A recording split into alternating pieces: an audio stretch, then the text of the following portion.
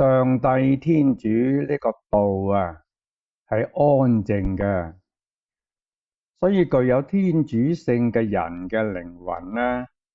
咁當然亦都應該係安靜嘅。聖經彼得前書話：人心裏邊嘅溫柔安靜呢，喺上帝面前是極寶貴的。中國道家嘅老子《道德經》呢，都有話清靜以為天下靜，佢又話歸根若靜噃，即係話事物返回佢自己嘅本根，就係叫做清靜。喺佛教嘅慧能六祖壇經呢，